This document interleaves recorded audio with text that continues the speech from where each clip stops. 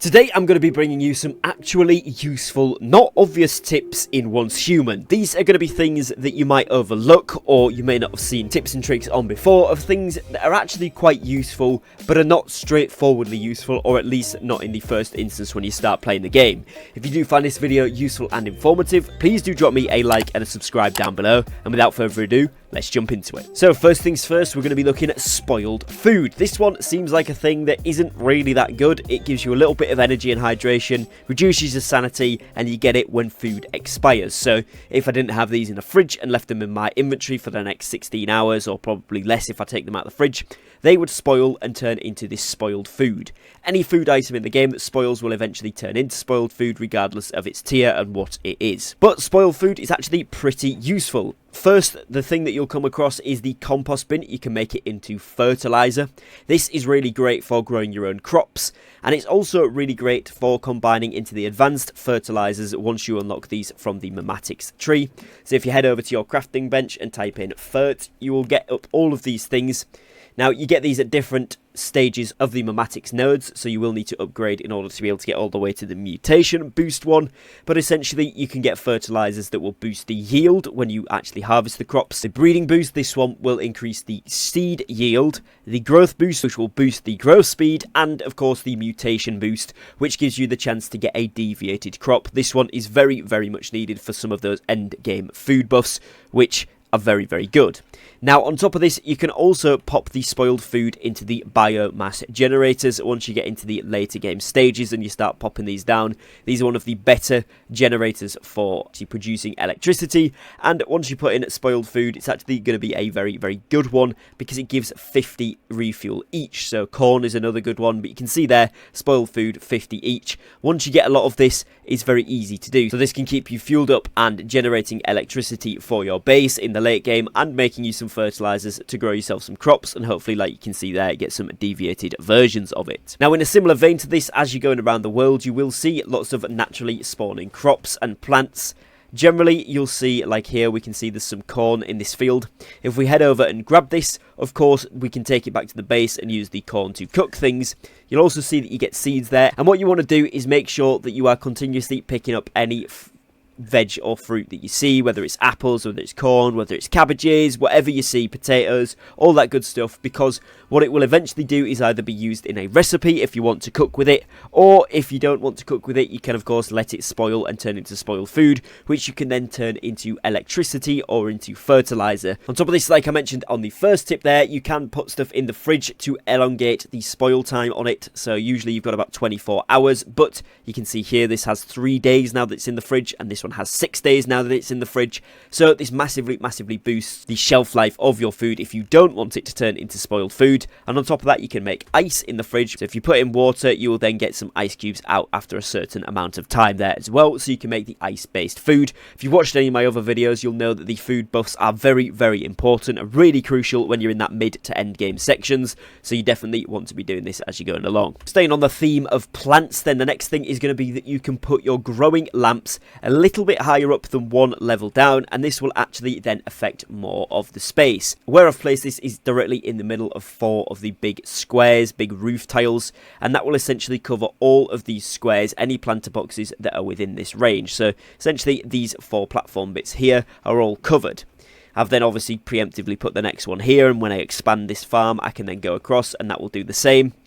And additionally to this, when you're putting your sprinklers down, if you pop them in the middle of 8 planter boxes, it will hit all of them at the same time. So if you are doing 8 things that have the same target irrigation, or 8 of the same crops, this is a very, very efficient way to set up your automatic irrigation facility, or the sprinkler as I like to call it, and your growing lights, so that you are maximizing the usage of them for the least amount of electricity possible, and therefore can place more things down. Now, on top of the sprinklers and the growing lights, when you are doing your crops, if you can manage to get hands on with the mematic specialization, it gives you the gardening gloves, or you can buy them from another player or trade them from another player. These will give you a 12% chance to get double the amount of seeds when you gather. This can be really nice for expanding your farms rapidly if that's something you are interested in. And the Rain Man deviation is another fantastic one you can get. He will help you to irrigate crops.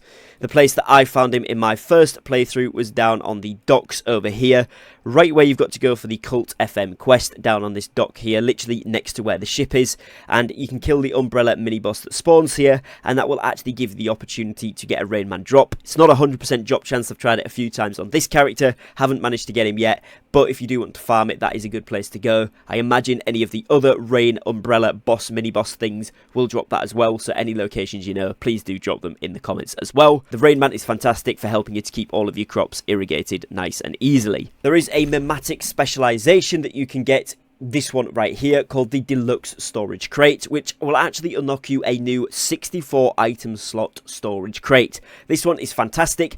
It is on the second tab here if you want to try and reroll it. I'm not 100% sure if this is the only place that it appears, but I rerolled a perk that I had there for early game earlier today once I got my new season cleanser, which you do get once per week, 5 total in the season, to actually reroll these Mematic specializations as a season reward. And I rerolled this one and actually got the Deluxe Storage Crate, which is fantastic. Another thing you can do is if you've got a friend that has it already, you can of course give them building access to your base, and they can come in and place one of these down. You can see here this has 64 slots, which is much better than the original 32. It's double a normal chest, so it is definitely worthwhile having. And like I said, if you've got a friend or a Hive member or a Warband member, they can come in if you give them building access to be able to do that. But I would be careful with random players coming into your base, because of course they can move or delete things if they want to, if you've got building access, so do watch yourself with that one. Next thing here is going to be water purification. This is actually very simple to set up once you've unlocked the Mematics for it. Essentially, you want to put down 1 or 2 water pumps.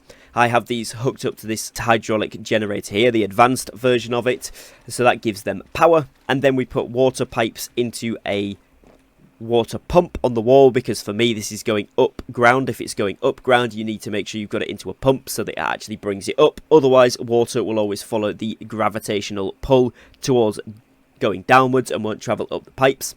So I've got it into this pump here, which again costs electricity, and then into this osmosis water purifier. This will put dirty water into pure water, and then the pure water I've got going into these barrels here, because you can combine the water with wheat, and that will give you this malt ale, which is used to prevent character sanity drop for 30 minutes. Really, really nice. It also gives you 1000 sanity and 100 hydration, so it's really good. It doesn't rot as well, and you can use these as an extra bit of storage. And if we have a look here, you'll see I have an absolute ton, 32 stacks of 100 water, which is 3200 pure water. Now, this is probably all I'm going to need for the rest of the season, because I'm not going to drink that much, I'm not going to make that many different things with it, and I can even use it to irrigate the crops and so on and so forth with those, and I would probably still have enough to do this. So what I could now do is, of course, then go ahead and just take out the power supply, but leave the setup here, so if I ever want to redo this, I can then put a power supply back in and reactivate it all. It is a really, really fast way to get it. You can't unfortunately sell pure water to the vendors, but it is going to keep you on top of all of your irrigation if you do need it for that, and all of your actual needs as well for your character, because obviously the survival aspect of this game means you have to keep drinking. So that should set you up nice and good. That only took me 1 or 2 days, so it's really not too difficult to set up and make the most of, because it's a persistent world. You'll constantly be earning that water as you're offline once you get this set up, and you'll see that fill up in absolutely no time. Next up, you don't actually have to place your Stardust Resonant filter in your main base. You can place it in a little side base, like I've done here, built up a nice area that gives me a nice bit of defense away from the main base. The reason for doing this is the mobs will attack the filter itself, or they seem to go for the filter itself rather than just the surrounding stuff. However, do be aware, when I've built mine just slightly to the side, because I don't have too much room, I've got a rather large base, they do seem to spawn and attack things up here, so I have had to do a lot of repairs, which isn't ideal. So realistically, if you have got a smaller base, or you've got a base that's more compact into one side or one area, you want to build this as far away from your base as possible.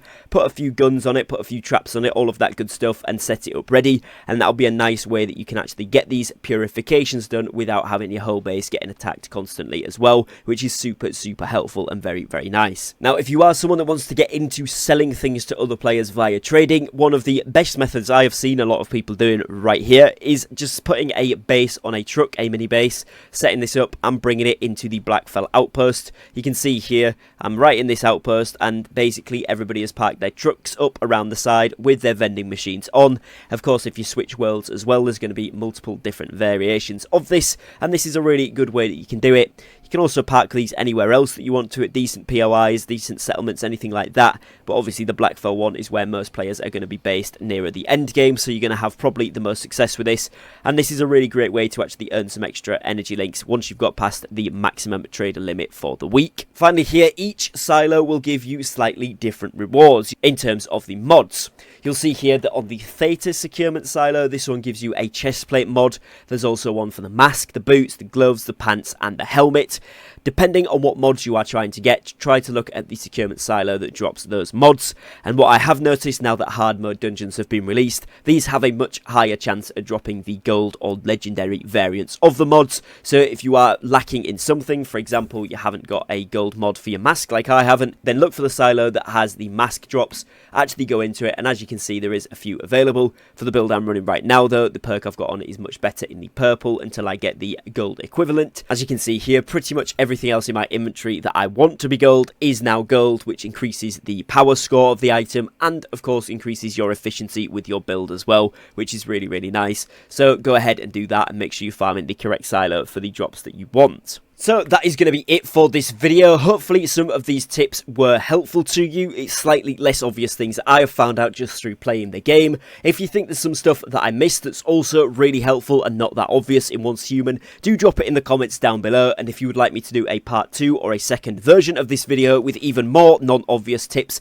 maybe perhaps even some more secretive or niche tips, then let me know that down below in the comments as well. Other than that, thank you very much for watching. Don't forget to drop me a like and a subscribe if you enjoyed the content and you want to see more, and I'll catch you in the next video. Take care and peace.